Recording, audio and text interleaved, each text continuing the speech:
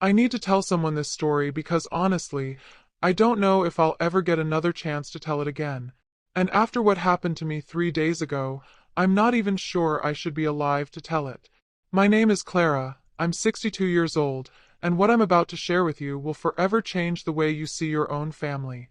It will make you question everything you think you know about the people closest to you. Just 3 days ago, 3 days, my own son Marcus and my daughter-in-law Jessica literally pushed my husband Frank and me off a 90-foot cliff. Can you even wrap your head around that?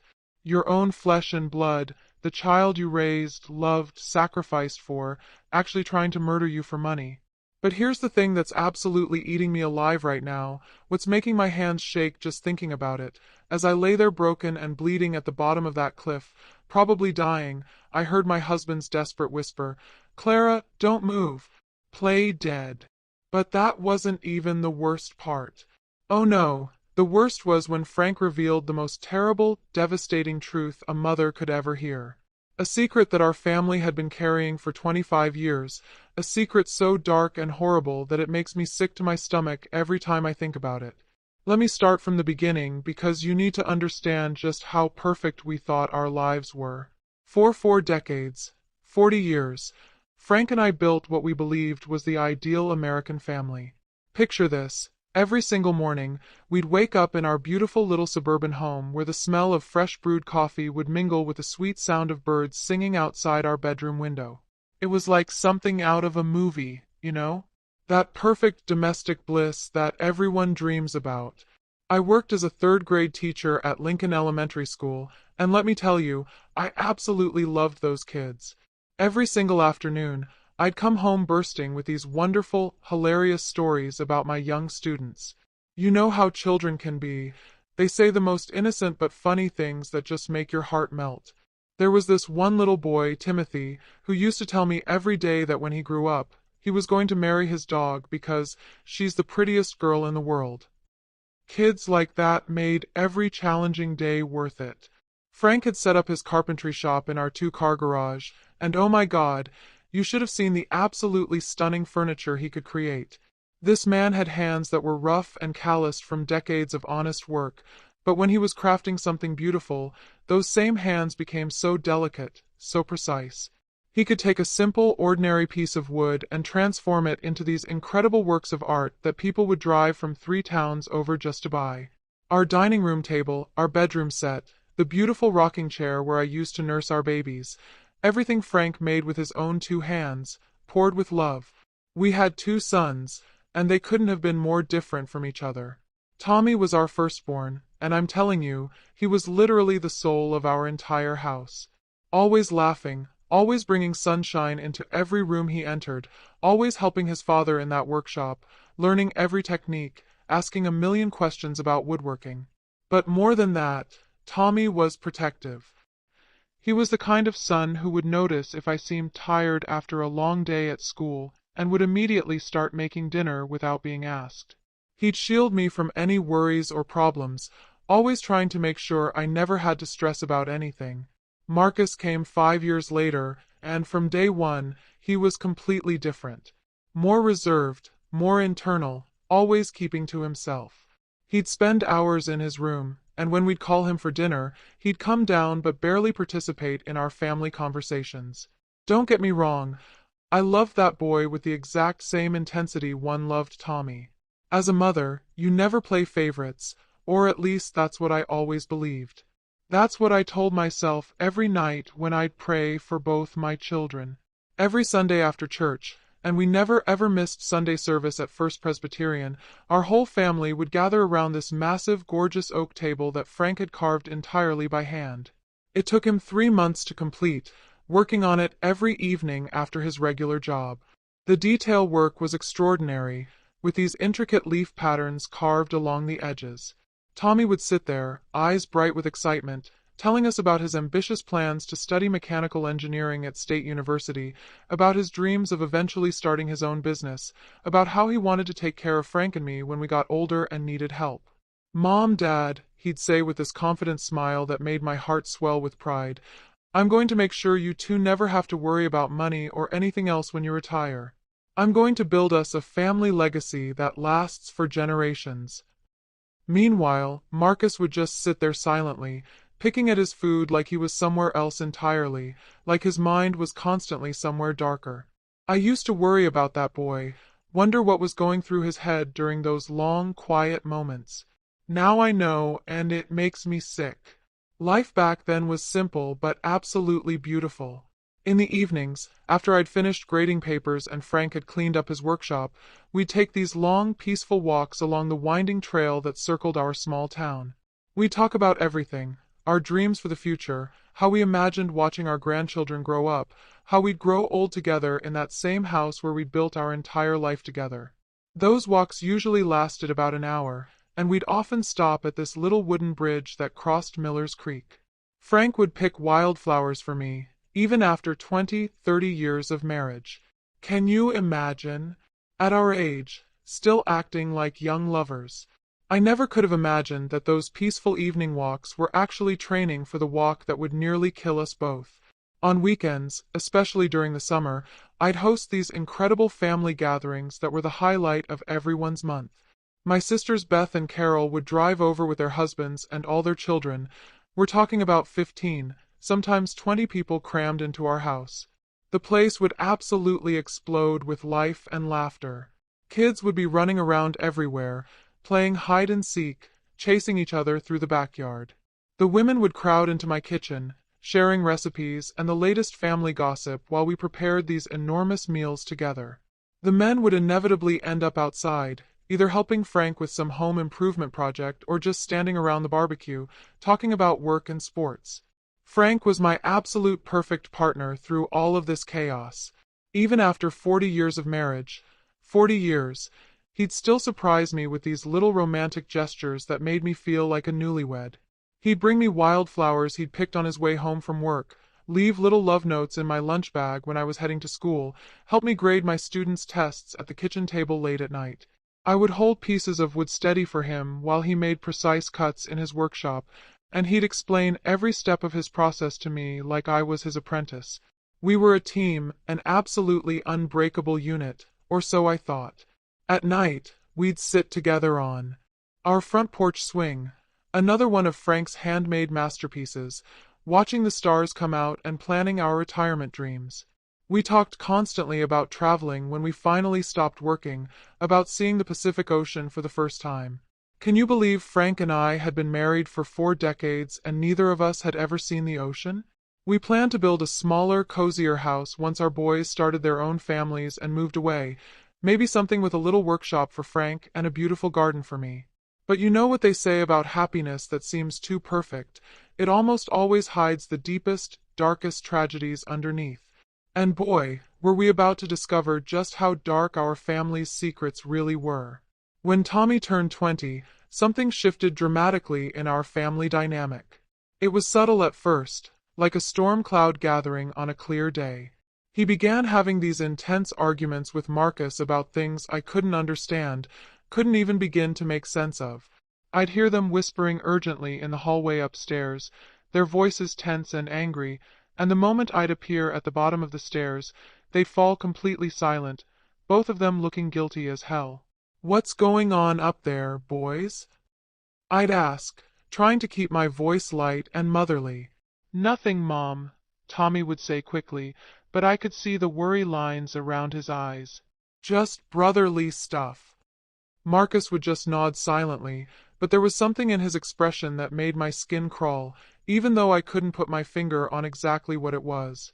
Frank kept insisting it was just typical sibling rivalry, that it would blow over with time like these things usually do. "Boys will be boys, Clara," he'd say while brushing his teeth before bed. "They're just figuring out their place in the world. It'll pass." I desperately wanted to believe him because I needed to believe that our perfect family was still perfect, that nothing could threaten the beautiful life we'd built together. But then came that night. October 15th, exactly 25 years ago, and I remember that date like it's burned into my soul because it's the night that changed everything forever. Tommy didn't come home for dinner, which was completely unlike him. Tommy was the most reliable, responsible young man you could imagine.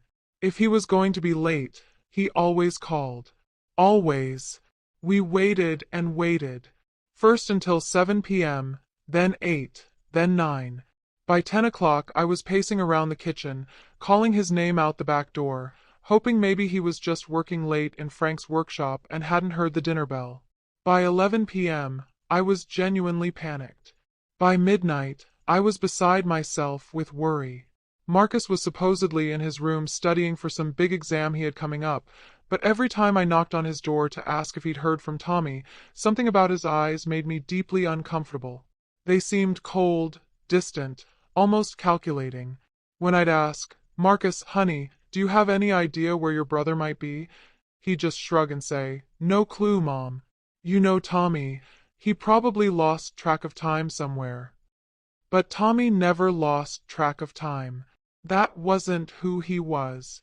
At 1 a.m., Frank organized a search party with half the men in our neighborhood. They split up and checked every single place Tommy was known to frequent: his favorite hiking trails, the old abandoned mill where he liked to think and be alone, the downtown diner where he sometimes met friends, even the library where he'd often go to study engineering books. They searched with flashlights until dawn, calling his name until their voices were hoarse. At sunrise, just as the first golden light was breaking over the horizon, they found Tommy's body at the bottom of Miller's Gorge. My beautiful, brilliant, loving firstborn son was lying broken on the rocks 80 feet below the hiking trail he'd walked hundreds of times before. The police officers who responded to the scene immediately declared it an accidental death. "Young man probably lost his footing in the dark," the lead detective told us with what I'm sure he thought was compassionate authority. These trails can be treacherous at night, especially for someone who might have been distracted or in a hurry. Happens more often than you'd think. I never questioned that explanation because, well, what mother wants to imagine that the truth could be infinitely more horrible? What parent wants to consider that their child might have been murdered? Tommy's funeral was, without question, the darkest, most devastating day of my entire life up until 3 days ago. I wore my only black dress, the same one I'd worn to my own mother's funeral 5 years earlier. The whole town came to pay their respects because everyone loved Tommy. He'd helped elderly neighbors with yard work, tutored struggling kids at the high school, volunteered at the church food bank every Thanksgiving. But here's what's been haunting me ever since I learned the truth. Marcus was strangely, eerily calm throughout that entire horrible day. While I sobbed until I literally couldn't breathe, until Frank had to hold me upright at the graveside, until my eyes were swollen completely shut from crying, Marcus remained composed. Almost peaceful. He stood there with this blank, emotionless expression that now, knowing what I know, sends shivers of pure horror down my spine. Frank never left my side during those terrible days after the funeral. He held me when I collapsed from grief, whispered words of comfort that I now know must have tasted like poison in his mouth, brought me cups of tea when I couldn't stop shaking from sorrow. What I didn't know then was that my husband was carrying a secret so terrible that it was slowly destroying him from the inside. In the months following Tommy's death, Marcus underwent what seemed like a complete personality transformation. Overnight, he became incredibly attentive, affectionate, and helpful around the house. He'd volunteer to do chores without being asked, spend hours with Frank in the workshop learning carpentry techniques he'd never shown interest in before, bring me little treats when he could see I was having a particularly difficult day missing Tommy.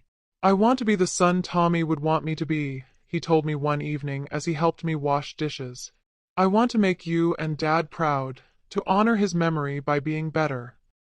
I thought it was his way of processing grief, of trying to fill the enormous hole that Tommy's death had left in our family. I actually felt proud of how mature and caring he was becoming. How naive I was. How incredibly, stupidly naive. What Marcus was really doing was building this elaborate, perfect mask to hide the absolute monster that lived inside him. And he was very, very good at it. The years crawled by slowly after that. The wound of losing Tommy never fully healed. It never does when you lose a child, but we learn to function despite the constant ache in our hearts. Marcus grew into what appeared to be a responsible, successful young man. He married Jessica when he was 26, this sweet, pretty girl from the neighboring town who seemed absolutely perfect for him. Jessica was everything I could have wanted in a daughter-in-law. She called me Mom from the very beginning, helped me with housework whenever they visited, brought thoughtful little gifts for no special occasion. She had this warm, genuine smile and this way of making everyone feel comfortable and loved. When they had their two children, Emma and little David, I felt like maybe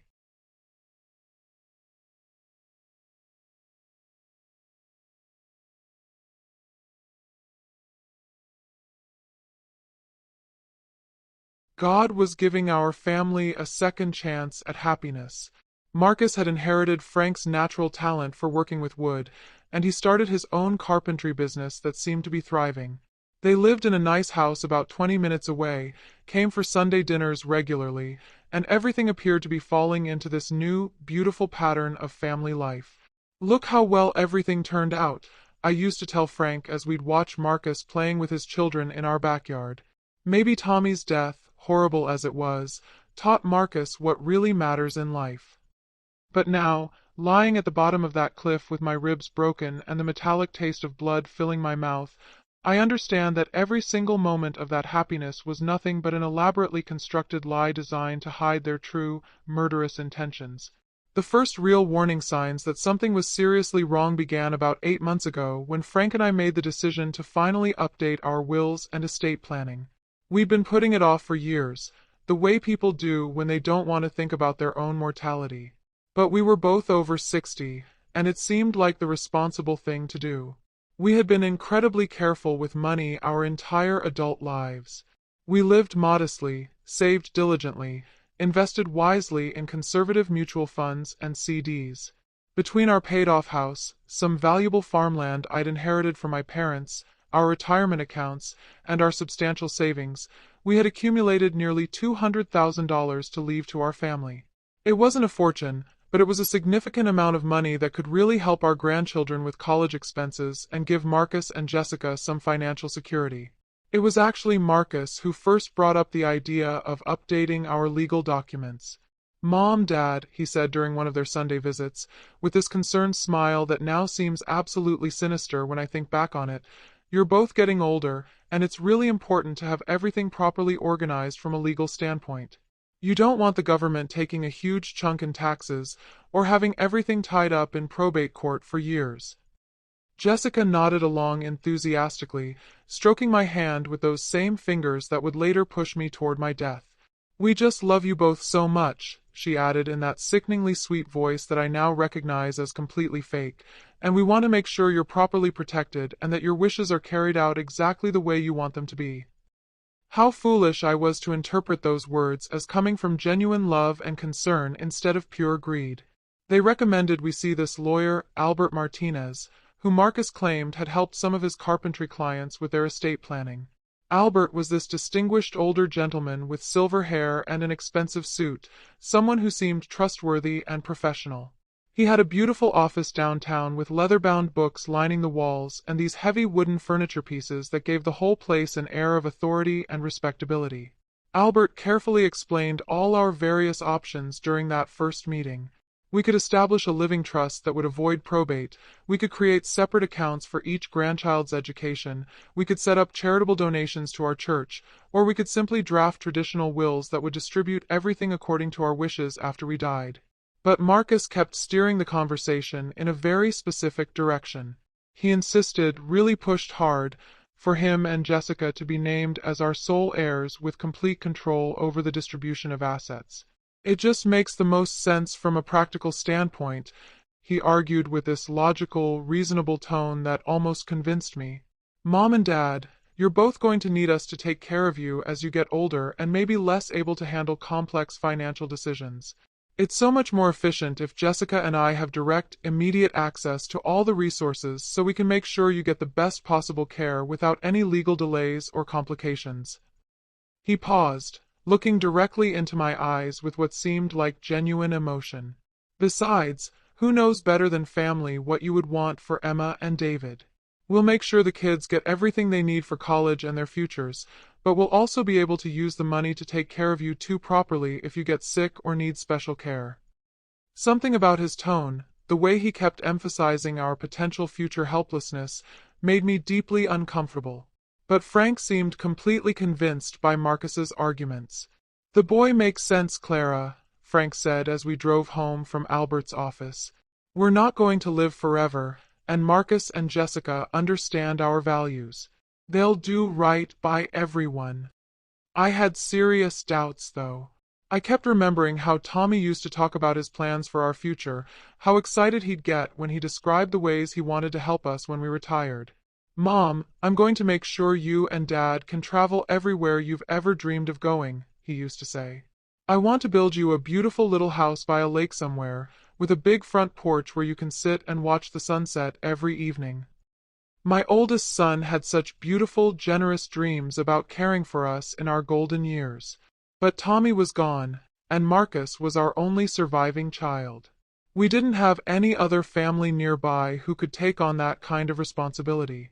We signed all the legal papers on a Tuesday afternoon in early March.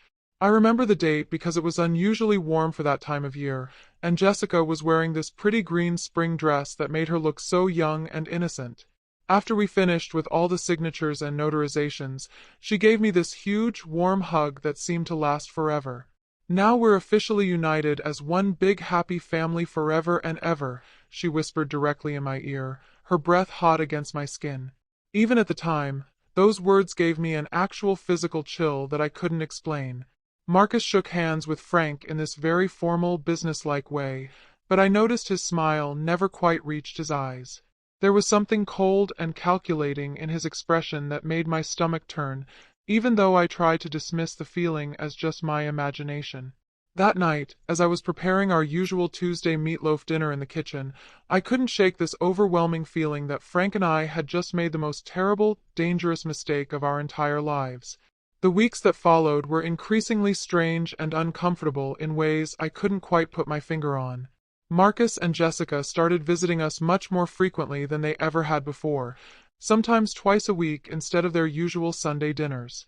But these visits had a completely different feeling to them now.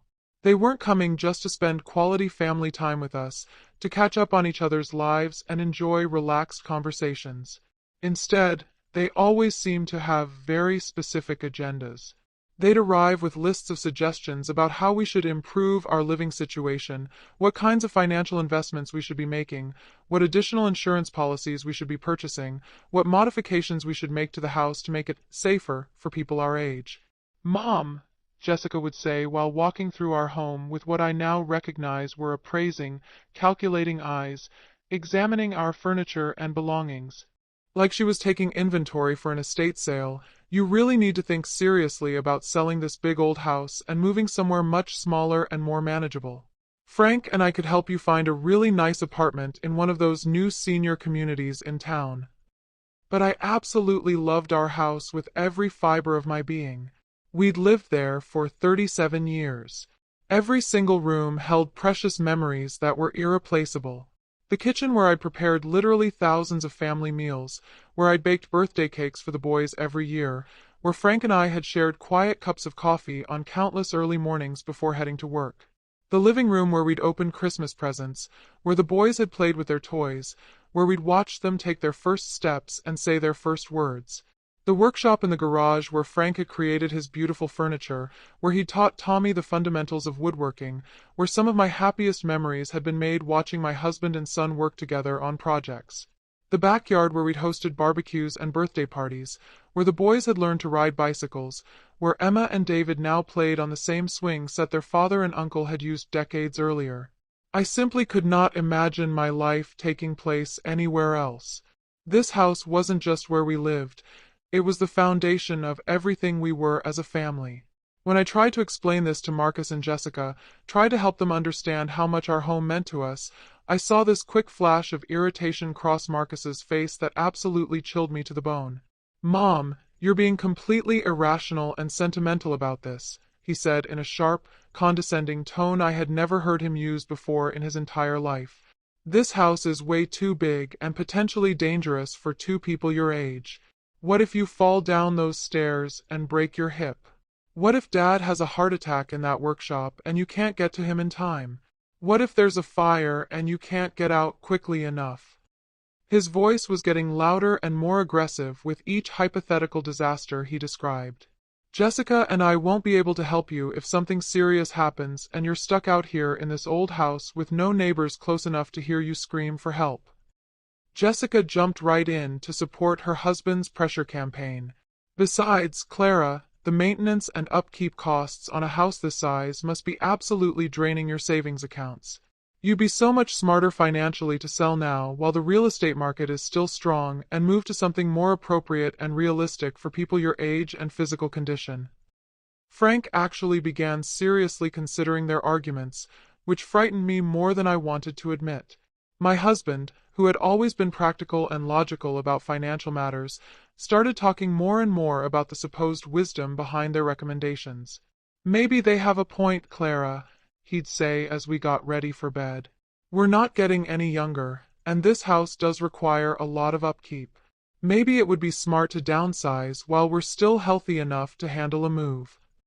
But I couldn't shake this growing, gnawing feeling that there was something much more sinister behind all this constant pressure they were applying. Why were they so insistent?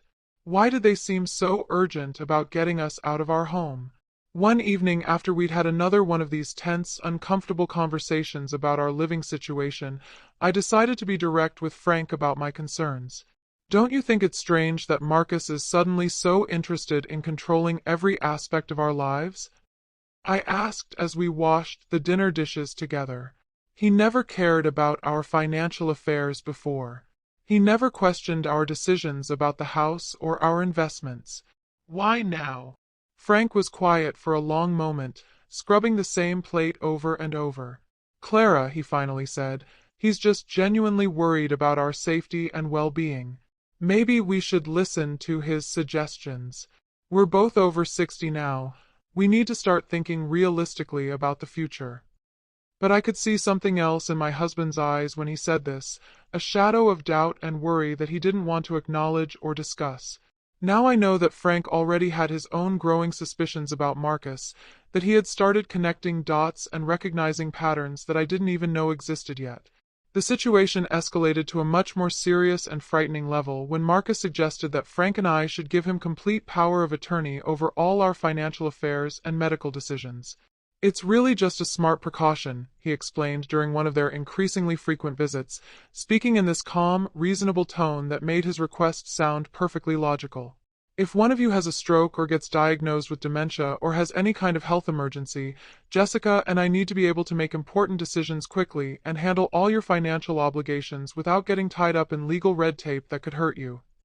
Jessica busied herself making tea in our kitchen as if she already owned the place, occasionally nodding along with everything Marcus said. "We've seen what happens to elderly couples who don't have these kinds of arrangements in place," she added with fake concern in her voice. "They end up losing their homes, their savings get frozen, they can't get the medical care they need because nobody has the legal authority to help them." The way Marcus presented this idea, so naturally and logically, with all these scary hypothetical situations that could supposedly happen to us, it almost convinced me that signing over our power of attorney was a reasonable, protective thing to do. But something about his persistent insistence on this point, the way he kept bringing it up during every conversation, made me increasingly nervous and suspicious. Why was he so determined to have complete control over our money and our medical decisions? We were both still mentally sharp, still perfectly capable of managing our own affairs. That night, I couldn't sleep at all. I just lay there wide awake staring at the ceiling, listening to Frank's steady breathing beside me, trying to understand exactly why I felt so deeply uneasy and frightened about everything that was happening. The next morning, I decided to call my sister Beth for some outside perspective and honest advice. Beth had always been much sharper and more suspicious than me when it came to reading people's true motivations and intentions. She'd been married to a man who turned out to be a compulsive liar and financial cheat, so she'd learned to recognize red flags that I might miss. "Clara," she said after I'd explained the whole situation with Marcus pressuring us about the house and the power of attorney, "doesn't all of this seem really strange and pushy to you? I mean, Marcus has his own supposedly successful carpentry business, right? He and Jessica seem to be doing well financially. So why would he be so anxious and urgent about controlling your money and your property? Her words hit me like a physical slap across the face. She was absolutely right. Marcus had never seemed to have any financial problems before this. He'd never asked to borrow money from us, never seemed stressed about bills or business expenses, never shown any signs of needing our financial help or support. And another thing, Beth continued, her voice getting more serious. Why is he so determined to get you out of that house? You and Frank love that place, you're comfortable there, you can afford to maintain it. What's his real motivation for pushing you to sell it? I didn't have good answers to any of her questions, but her words planted seeds of doubt and suspicion that started growing immediately. That very afternoon, when Marcus arrived for yet another one of his talks about our future financial planning and living arrangements, I decided to confront him directly about my growing concerns and questions. Son, I said as we sat together in our living room, with Frank and Jessica listening from the kitchen, I need you to help me understand something. Why is it so important to you that we give you complete control over our financial affairs? Your father and I are both still mentally sharp and perfectly capable of managing our own money and making our own decisions. Marcus's reaction was immediate, dramatic, and frankly terrifying. His entire face went hard and cold, like a mask had suddenly dropped away to reveal something ugly underneath. For just a moment, I saw something in his eyes that was calculating, manipulative, and genuinely dangerous, something that reminded me of a predator sizing up its prey. Mom, he responded in this tense, barely controlled voice that had an edge of anger I'd never heard from him before. This isn't about control at all. This is about love, care, and proper family responsibility. This is about making sure you and Dad are protected and taken care of in every possible way. But the way he said family responsibility, it sounded much more like a threat than any expression of genuine affection or concern. There was something dark and menacing in his tone that made my skin crawl. Jessica immediately jumped into the conversation from the kitchen, her voice still sweet, but with an undertone of steel that I was just beginning to recognize. Clara, we honestly just want what's best for you and Frank. It's actually painful for us to watch you worry and stress about things that we could so easily handle for you. We have experience with these kinds of legal and financial matters that you just don't have. That night, after they left, Frank and I had our first serious, heated argument in many, many years. He thought I was being unreasonably paranoid and suspicious, that I was actively looking for problems and hidden meanings where none actually existed. Clara, you're starting to sound crazy, he said with frustration as we got ready for bed. Marcus is our son. He loves us. He's just trying to help us prepare for the future and make sure we're taken care of properly. Why are you so determined to see something sinister in every gesture of love and concern? But I kept insisting that something was seriously wrong, that Marcus's behavior and attitude had changed in ways that frightened me, that there was something calculated and predatory about the way he and Jessica had been pressuring us. Frank, I said as we stood together at the bathroom sink, both of us brushing our teeth, think about this logically. Do you remember what Marcus was like before Tommy died? He was different then, more distant, more secretive, more... I don't know how to explain it, but there was always something about him that made me uncomfortable, even when he was a child. My husband suddenly stopped brushing his teeth and looked at me with this intense, searching expression in the bathroom mirror. In his eyes, I saw something I had never seen before in our 40 years of marriage: recognition, fear, and the terrible weight of a secret he'd been carrying alone. Clara, he said in an extremely low, careful voice, looking around as if he was worried someone might be listening to our conversation, there are things about Tommy's death that I never told you.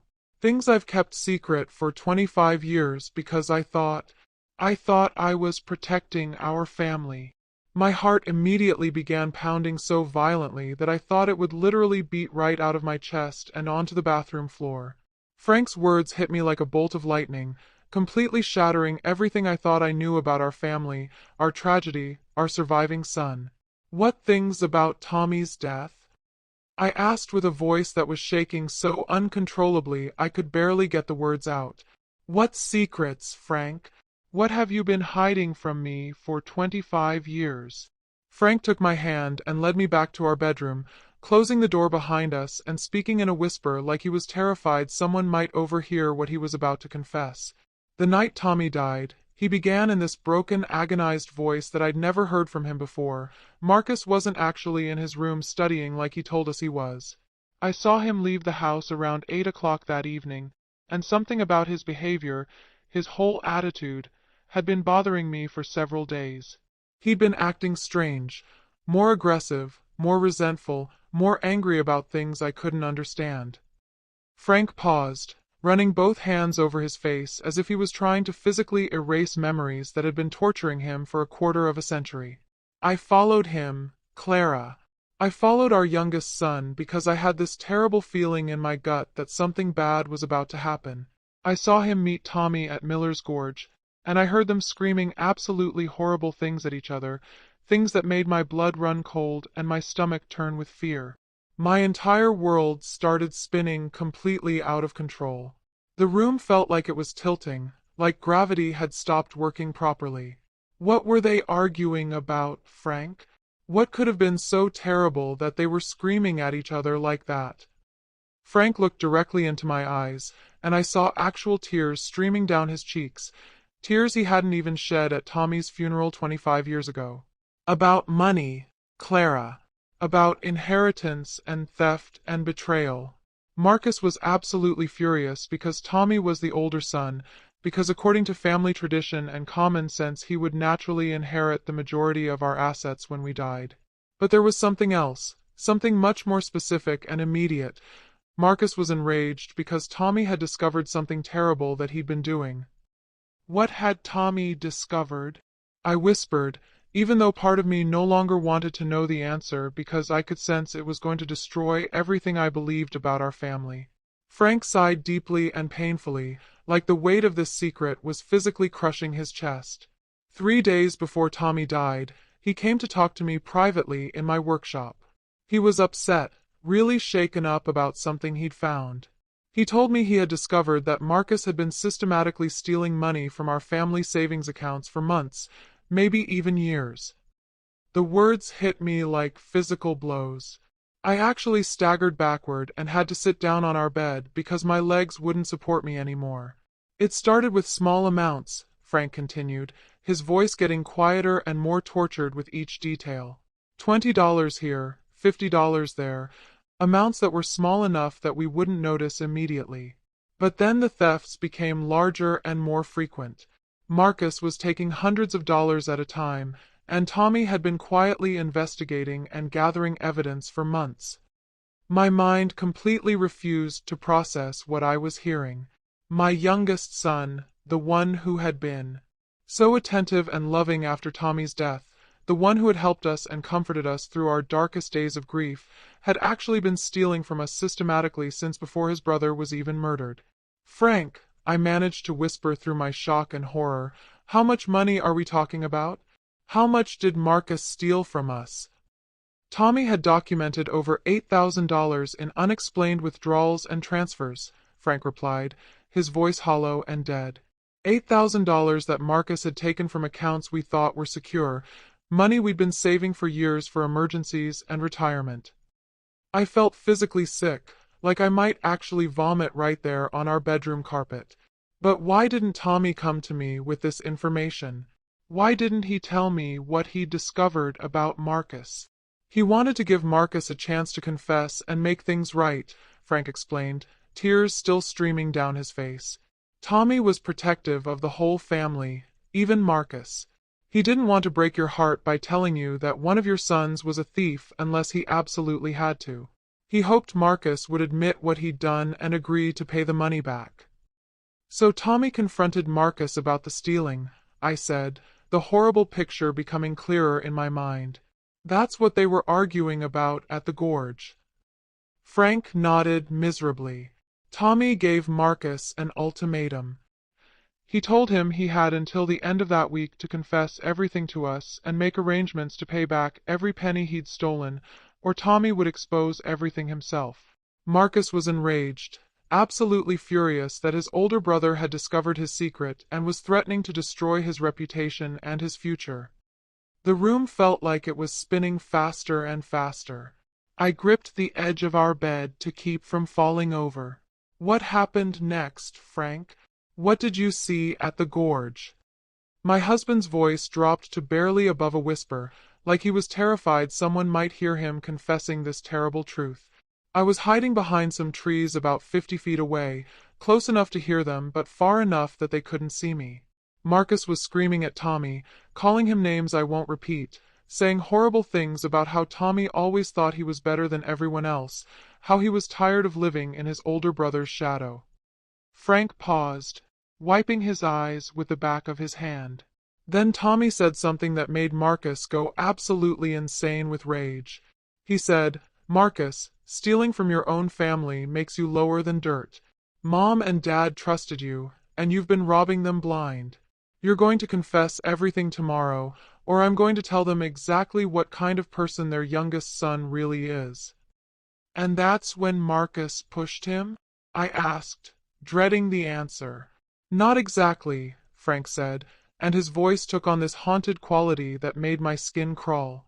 "Marcus didn't just push Tommy, Clara. What I saw was much more deliberate, much more calculated than a simple push during an argument."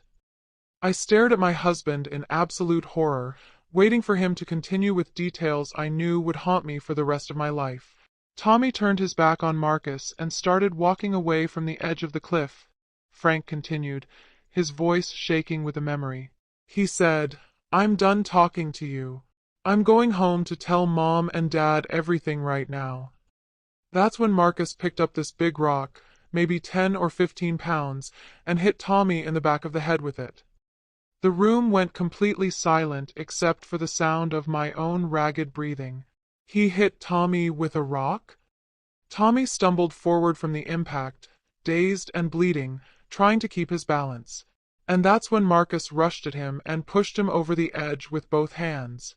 It wasn't an accident, Clara. It wasn't self-defense. It was cold-blooded, premeditated murder. I couldn't speak. I couldn't breathe. I couldn't think. Everything I had believed about my family, about Tommy's death, about the last 25 years of our lives was crashing down around me like a house of cards. When I got down to the bottom of the gorge, Tommy was already dead, Frank continued through his tears. Marcus was standing over the body, but he wasn't crying or panicking the way you'd expect someone to react to a terrible accident. He was calm, almost calculating, like he was figuring out his next move. "What did you do?" I asked, though I was terrified to hear the answer.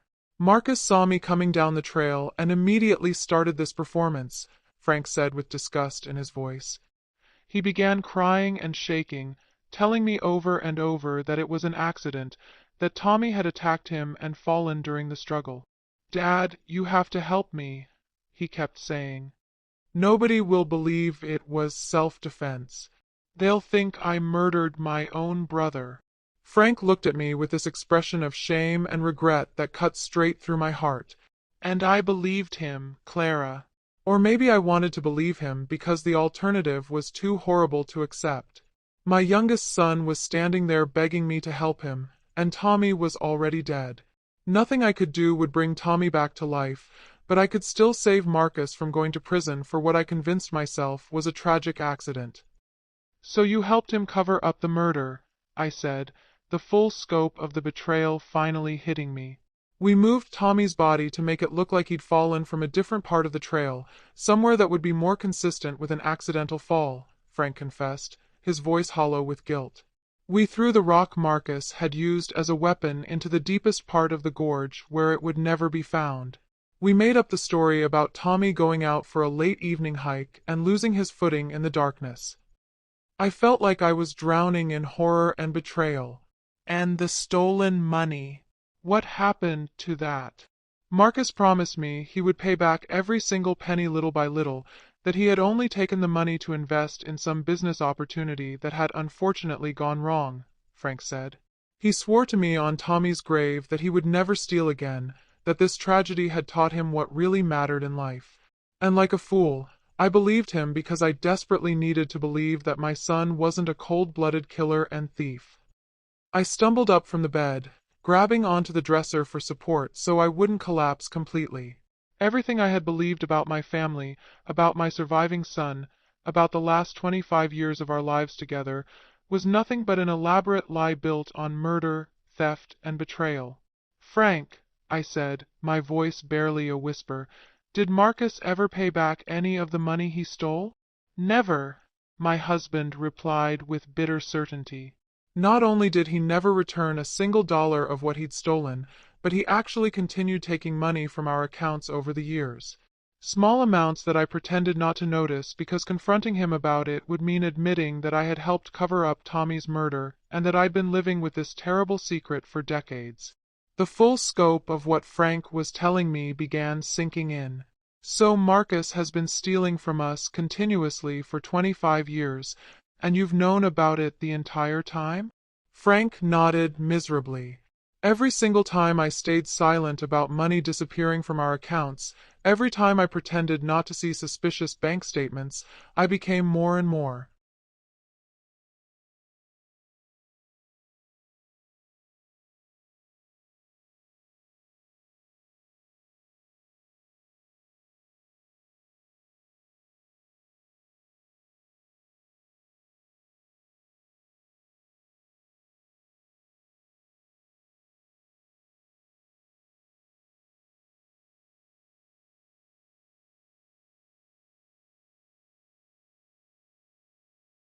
complicit in his crimes. I became his accomplice, Clara. I enabled him to keep stealing from us because exposing him would mean exposing my own role in covering up murder. The horrible reality of our situation began forming clearly in my mind for the first time. That's exactly why Marcus is so determined to control our finances now, I said, the pieces finally clicking together with terrifying clarity. It's not because he genuinely cares about our welfare or wants to protect us. It's because he wants to finish stealing everything we have, just like he planned to do 25 years ago before Tommy tried to stop him. Frank nodded grimly. "And there's something else, Clara. Something I discovered just a few weeks ago that makes this situation even more dangerous than we realized." "What else could there possibly be?" I asked, feeling like my heart couldn't possibly take any more shocking revelations. Frank got up and went to his desk, pulling out a manila folder full of official-looking documents he had been hiding underneath other papers. "I've been quietly investigating Marcus's personal and business finances without him knowing, trying to understand exactly how desperate his situation really is." He handed me the folder, and I opened it with trembling hands. Inside were credit reports, bank statements, loan documents, and business records that painted a picture of complete financial disaster. "His carpentry business isn't actually doing nearly as well as he's been pretending to us," Frank explained as I read through the devastating numbers. "In fact, Marcus is right on the verge of complete bankruptcy. He owes more than $180,000 to various banks, suppliers, equipment companies, and private creditors." The financial documents literally shook in my hands as I processed what I was seeing. Marcus wasn't the successful, stable businessman he had been pretending to be for years. He was actually a desperate failure who had been living on lies, theft, and stolen money for decades. How did he accumulate so much debt? I asked, staring at the overwhelming numbers. "Bad business decisions, expensive equipment purchases he couldn't afford, loans he took out to pay other loans," Frank replied. "And I suspect he's been gambling, though I can't prove it. There are large cash withdrawals from his accounts that don't correspond to any business expenses I can identify." My mind was reeling with the implications. So Marcus needs our money to save himself from bankruptcy. "It's worse than that," Frank said. "According to these documents, several of his creditors have already started legal proceedings against him. If he can't come up with a substantial amount of money very soon, he's going to lose his business, his house, probably everything he owns." I sat back down on the bed, feeling overwhelmed by the scope of Marcus's deception and desperation. That's why he and Jessica have been so aggressive about getting us to sign over power of attorney and sell our house. They need immediate access to our money to save themselves from financial ruin. And there's something else that makes me think the situation is even more urgent than that, Frank continued, his voice getting quieter and more worried. I've been paying attention to how Jessica behaves during their visits, the questions she asks, the way she examines our belongings. What about Jessica? I asked, remembering her sweet smiles and affectionate hugs all the time she'd called me Mom. She asks very specific, detailed questions about our savings accounts, the current market value of our house, our life insurance policies, our retirement funds, Frank replied. But they're not innocent questions from a loving daughter-in-law who's concerned about our welfare, Clara. They're the calculated questions of someone who's been systematically figuring out exactly how much money our deaths would be worth to them. That final sentence sent ice-cold chills through my entire body. Our deaths, I repeated in barely a whisper. It was the first time I had actually considered the possibility that Marcus and Jessica might want to physically harm us, not just steal from us or pressure us into bad financial decisions. The terrible reality hit me like a physical blow. If Marcus had been willing to kill his own brother to cover up theft and protect his inheritance, what would stop him from killing his parents for the same reason, especially when he was facing financial ruin? Frank, I said, grabbing both of his hands desperately, we have to go to the police immediately. We have to tell them the truth about what really happened to Tommy and about what Marcus and Jessica are planning to do to us. But my husband shook his head with this look of complete hopelessness and defeat that absolutely broke my heart.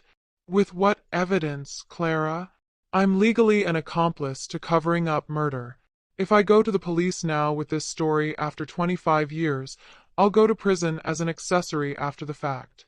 And besides that, who's going to believe a 65-year-old man who admits he's been lying to law enforcement for a quarter of a century?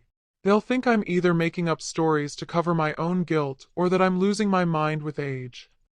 He was completely right, and we both knew it. We were trapped by decades of lies and complicity.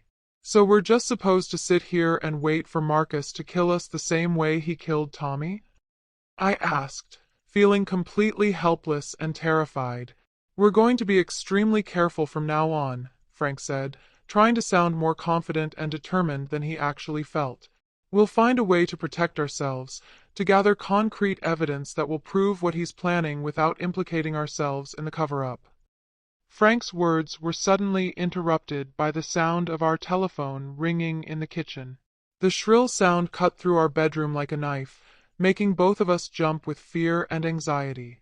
I'll get it, Frank said, but I grabbed his arm to stop him. What if it's Marcus? I whispered, suddenly terrified of hearing our son's voice. We have to act normal, Frank replied, though I could see the fear in his eyes. If we start acting suspicious or avoiding their calls, they'll know something is wrong. Frank walked to the kitchen and answered the phone, and I followed quietly behind him, listening to every word. "Hi, Dad," came Marcus's voice through the speaker, and hearing that familiar tone that I now knew was completely fake made my skin crawl with revulsion. "Marcus, how are you doing?" Frank replied, trying to keep his voice steady and normal. "We're doing great, thanks," Marcus said with that sickeningly cheerful tone that I now recognized as a mask hiding his true intentions. "Actually, Jessica and I have been talking, and we think it would be really beautiful and meaningful to celebrate your and Mom's 40th wedding anniversary with something truly special and memorable." My blood started turning to ice water in my veins as I listened to Marcus's proposal. "How about we take you two to those mountains you've always talked about visiting this coming weekend?" Marcus continued with fake enthusiasm. "We could go on a nice family hike together, take some wonderful anniversary photos with the beautiful scenery, pack a special picnic lunch, and have a perfect day celebrating your marriage and our family bond." I looked over at Frank, who was gripping the phone so tightly his knuckles were white. In his eyes, I saw the exact same expression of pure terror that I felt in my heart. "That sounds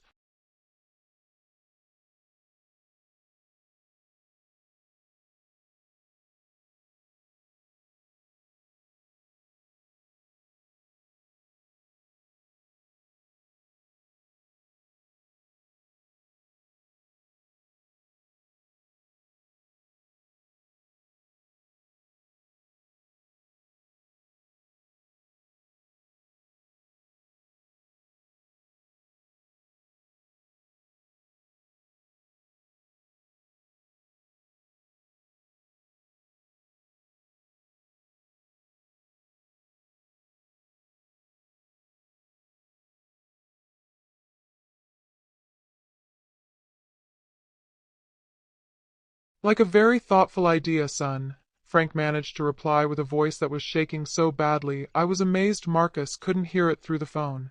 Your mother and I will need to think about it and check our schedules. Can we get back to you tomorrow with our answer? Of course, take your time, Marcus replied, though there was something in his tone that sounded impatient and slightly threatening. We just thought it would be a beautiful way to honor your relationship and create some special family memories together. After Frank hung up the phone, we just looked at each other in complete, horrified silence, both of us knowing with absolute certainty that we had just received a polite, friendly invitation to our own carefully planned execution. The mountains, I whispered, feeling like the walls of our kitchen were closing in around us. He's going to take us up to the mountains to kill us and make it look like a hiking accident, exactly the same way he murdered Tommy at the gorge 25 years ago. Frank nodded grimly, his face pale with fear and realization. Same method, same cover story, same way of making murder look like a tragic accident that no one could have prevented.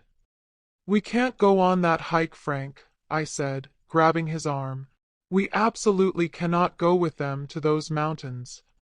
But if we refuse or make excuses, they'll know we're suspicious, Frank replied. They'll realize we've figured out what they're planning, and then they might try something even more immediate and dangerous. That night, we didn't sleep even 1 minute. We just held each other tightly in our bed, both of us wide awake and terrified, trying to come up with some kind of plan that would allow us to save ourselves from our own murderous son without ending up in prison as accomplices to Tommy's murder.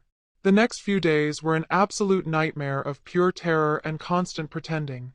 Frank and I had to act completely normal whenever Marcus and Jessica came to visit us, which they did even more frequently than usual, probably to check on our mental state and make sure we weren't getting suspicious about their anniversary hiking plan.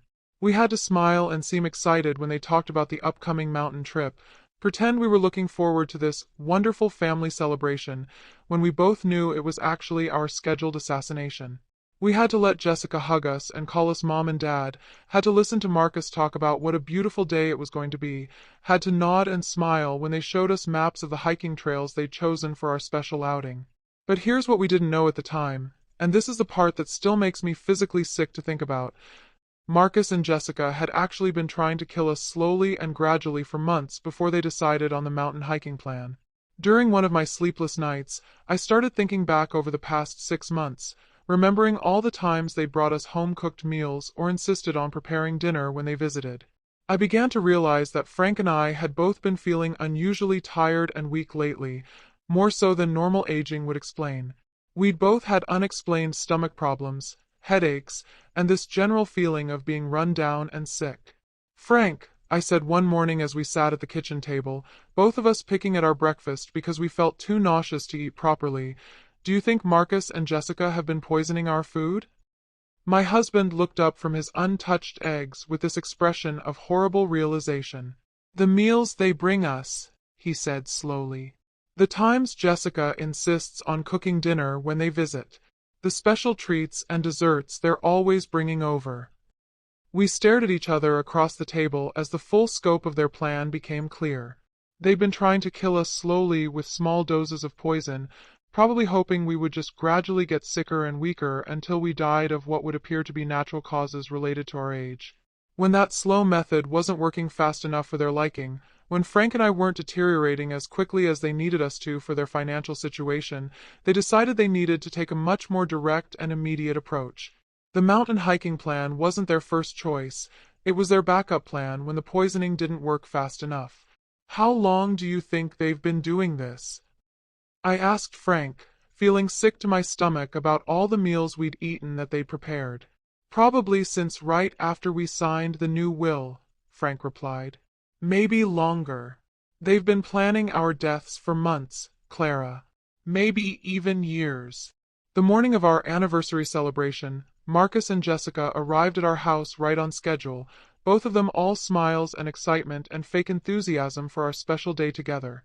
Jessica had packed this elaborate picnic basket with sandwiches, fruit, drinks, and homemade cookies, probably intended to be our final meal, though we had no idea at the time whether the food was poisoned or not. Are you too excited for your big adventure? Jessica asked with this bright, cheerful voice that made my skin crawl because I now knew it was completely artificial. We can't wait, I replied, forcing myself to smile and act normal even though my heart was pounding with terror. It's so thoughtful of you to plan such a special celebration for us. Marcus was loading hiking equipment into the back of their SUV, ropes, first aid supplies, cameras for taking our anniversary photos, and probably tools he planned to use to make our deaths look accidental.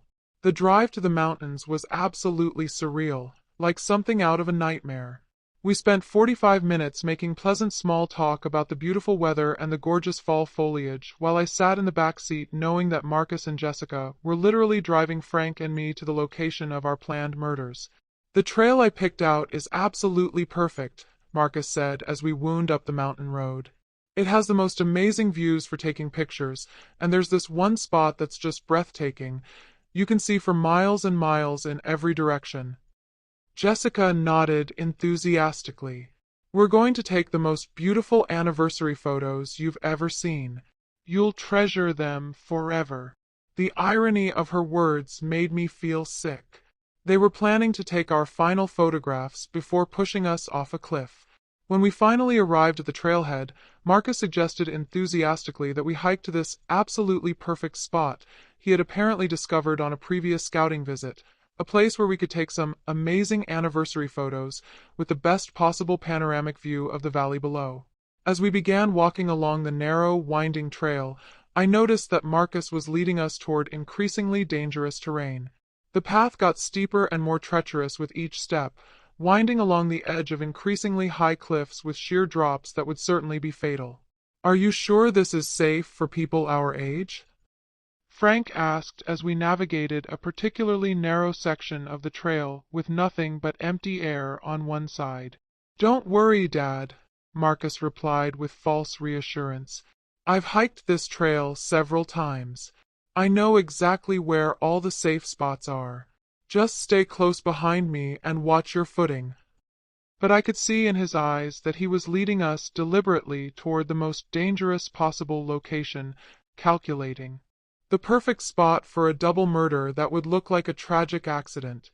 As we walked slowly along that treacherous trail, I kept thinking to myself that this couldn't possibly be real. These people who had sat at our dinner table hundreds of times, who had called us Mom and Dad for years, who we had loved and trusted and welcomed into our hearts, were about to murder us in cold blood for our money and inheritance. The absolutely perfect spot that Marcus had chosen turned out to be a rocky outcrop with a sheer 90-foot drop straight down to jagged rocks and boulders below. It was isolated, hidden from other trails, with no chance that anyone would witness what was about to happen or hear us scream for help. "This is it," Marcus announced with fake excitement as we reached the deadly location. "Isn't this view just incredible? This is definitely the perfect place for your anniversary photos." While Jessica was supposedly setting up her camera equipment and adjusting the lighting for our special anniversary portraits, Marcus carefully positioned Frank and me with our backs right at the very edge of the cliff. We were standing with our heels literally hanging over empty space, with nothing but a 90-foot drop behind us. "Now just stand right there and smile," Jessica said as she pretended to focus the camera. "This is going to be such a beautiful picture." I looked over at Frank, and in his eyes I saw the same realization I was having. This was it.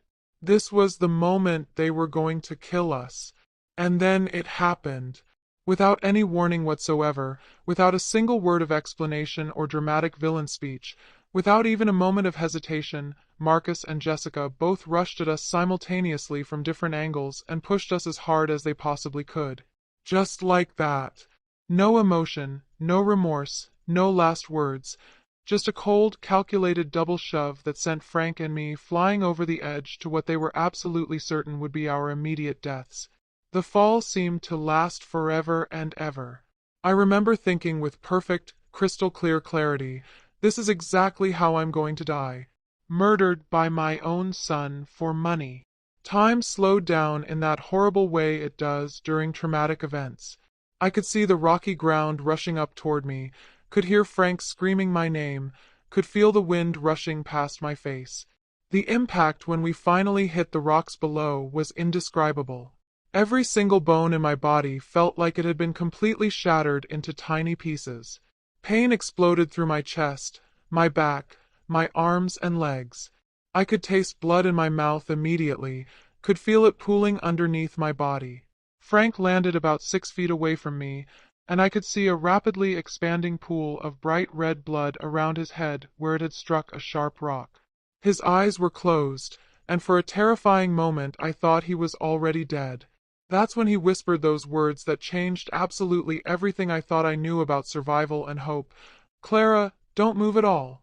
Play dead." So that's exactly what I did.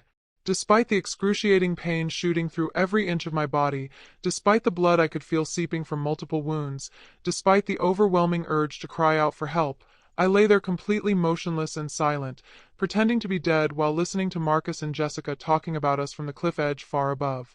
"Are you completely sure they're both dead?" Jessica asked in a voice that showed no emotion whatsoever, no remorse, no sadness, just cold, practical concern about whether their murder plan had been successful. "Just look at all that blood down there," Marcus replied in the same matter-of-fact tone you might use to discuss the weather. "Nobody could possibly survive a fall like that onto rocks. And even if by some miracle they did survive the initial impact, they'd definitely die from blood loss and exposure long before anyone found them way out here in the middle of nowhere." Then I heard Jessica say something that made my blood run even colder than it already was, something that revealed the true depth of their callousness and greed. "Perfect! Finally! Now we can get everything that should have been ours from the beginning. No more waiting around. No more pretending to care about those stupid, stubborn old fools." And then Marcus actually laughed. My own son, standing there looking down at what he thought were his parents' dead bodies, literally laughed out loud with satisfaction and relief. "I was getting tired of all the pretending," he said with a chuckle. "All those visits, all that fake concern about their welfare, all those conversations about their safety and future care. At least now it's finally over. How long do you think it will take before someone reports them missing?" Jessica asked, and I could hear her moving around above us, probably packing up the camera equipment. "I figure we wait until tomorrow evening to call the police and report that they never came home from their anniversary hike," Marcus replied with the cold calculation of someone who had planned every detail. "We'll tell them we're worried because they're not answering their phone, that it's completely unlike them to stay out overnight without calling. The police will organize a search party, find the bodies, and rule it an accidental death." "What about the inheritance?" Jessica asked. "How soon can we get access to their accounts?" "I'll call Albert Martinez first thing Monday morning," Marcus said. "As their sole heirs with power of attorney, we should be able to start accessing their funds within a few weeks once the death certificates are processed.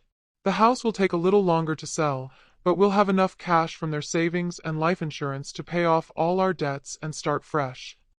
They talked about our deaths and their financial plans for another few minutes like they were discussing a business transaction, then finally left us there to die slowly and painfully while they went home to establish their alibis for our supposed disappearance. After their voices faded away and we could no longer hear their footsteps on the trail above, Frank and I lay there in agony for what felt like hours, both of us afraid to move or speak in case Marcus and Jessica were still somewhere nearby, watching and waiting to make sure we were really dead. Finally, when Frank was confident they were gone, he whispered, "Clara, are you still with me?" "I'm alive," I managed to whisper back, though speaking sent sharp pains through my chest that made me think I had broken ribs. "We need to stay as still as possible until help comes," Frank said, though his voice was getting weaker. "I think I have a head injury, and you probably have internal bleeding. If we try to move around, we could make our injuries worse." "How will anyone find us?" I asked, looking around at the remote, isolated location where we'd been left to die. "There's a chance," Frank replied, though he didn't sound very confident. "This is a state park. Rangers do patrol these areas, and other hikers sometimes use these trails. We just have to stay alive long enough for someone to find us." The next 6 hours were the longest of my entire life. Frank drifted in and out of consciousness from his head injury, and I could feel myself getting weaker from blood loss and shock. The temperature started dropping as evening approached, and I knew that hypothermia would kill us if our injuries didn't. Just when I was beginning to think we were going to die there alone and forgotten, I heard the most beautiful sound in the world, human voices calling out in the distance. "Hello! Is anyone down there? We saw some blood on the rocks up here." It was a group of experienced hikers who had been exploring a different trail and had noticed the bloodstains and disturbed ground near the cliff edge where Marcus and Jessica had pushed us. "Help us!" I called out with what little strength I had left. "We're down here. We're hurt badly." The rescue that followed was like something out of a movie. The hikers called 911 immediately, and within an hour we had emergency medical personnel rappelling down the cliff face to reach us. They stabilized our injuries as much as possible before carefully lifting us up to the trail level and then to the hospital via helicopter. The emergency room doctors told us later that it was absolutely miraculous we had survived at all. "Falls from that height onto rocks are almost always fatal," the trauma surgeon explained. "You two are incredibly lucky to be alive." But I knew it wasn't luck. It was Frank's quick thinking in telling me to play dead, combined with the fact that Marcus and Jessica were too eager to get away from the scene to climb down and make sure we were actually deceased. Now here I am, 3 days later, sitting in this hospital bed telling you this story, because I need someone else to know the truth about what really happened to our family. Frank is in the intensive care unit with a severe concussion and brain swelling, and the doctors still aren't sure if he's going to wake up or if he'll have permanent brain damage if he does recover. Meanwhile, Marcus and Jessica are probably at our house right now, going through all our belongings and financial documents, planning exactly how they're going to spend the inheritance they think they're about to receive. They've probably already called the police to report us missing, probably already started their performance as the worried, grieving family members who are desperately hoping for our safe return. The police are treating this as a tragic accident, just like Marcus planned. Elderly couple falls from hiking trail during anniversary celebration is how the incident report describes what happened to us. The investigating officers have absolutely no idea that they're dealing with a cold-blooded murderer who has been perfecting his technique for 25 years, who has already killed once and was completely prepared to kill again. But I'm going to make absolutely sure they find out the truth, no matter what it costs me or Frank personally. Tomorrow, when I'm strong enough to give a full statement, I'm going to tell the police everything I know. Every detail about Tommy's real murder 25 years ago, about all the money Marcus has stolen from us over the decades, about the systematic poisoning attempts we now realize they were conducting, about every single aspect of their plan to murder us for our inheritance. Even if it means Frank has to go to prison for helping cover up Tommy's murder all those years ago, even if it means destroying what's left of our family's reputation in the community, even if it means admitting that we've been living with lies and secrets for a quarter of a century, the truth has to come out once and for all. You know what the absolute worst part of this entire nightmare is, driver? For 25 years, 25 years, I mourned the wrong son. I cried endless tears for Marcus, worried about him constantly, loved him unconditionally, tried everything I could to help him heal from his supposed grief over losing Tommy, while my sweet, honest, protective Tommy had been murdered by his own brother for trying to protect Frank and me from a thief and a killer. Marcus took absolutely everything from us that mattered. He took our oldest son's life when Tommy was just 21 years old with his whole future ahead of him. He stole our money systematically for decades, robbing us of the financial security we'd worked our entire lives to build. He destroyed our ability to trust our own family, poisoned every family gathering and celebration with his lies and fake affection. He nearly took our lives 3 days ago, and he might still succeed in killing Frank if the brain injury proves to be fatal. But Marcus made one crucial, potentially fatal mistake in all his careful planning. He didn't make completely certain we were actually dead before he and Jessica left that cliff. He was so eager to get away from the scene and establish his alibi that he didn't take the time to climb down and verify that his murder plan had been completely successful. And now, finally, after 25 long years of lies and secrets and stolen money and fake grief, Tommy is going to get the justice he deserved from the very beginning. His killer is going to pay for what he did, and the whole world is going to know the truth about what kind of monster we raised and called our son. The police might not believe me at first, but I have Frank's testimony to corroborate the story about Tommy's murder, even if he's incapacitated right now. I have all those financial documents Frank gathered showing Marcus's debts and our missing money. I have the pattern of suspicious deaths and accidents that any good detective should be able to recognize once they start investigating properly. Most importantly, I have the fact that Marcus and Jessica will eventually make mistakes as they try to claim our inheritance and cover up their crimes. Murderers always think they're smarter than they are, and their greed always makes them careless eventually. My son killed his brother 25 years ago and thought he got away with it. He tried to kill his parents 3 days ago and thinks he succeeded. But his reign of terror and theft is finally coming to an end. Tommy's murder will be solved. Marcus will go to prison for the rest of his life. And maybe, finally, Frank and I can find some peace in whatever time we have left together.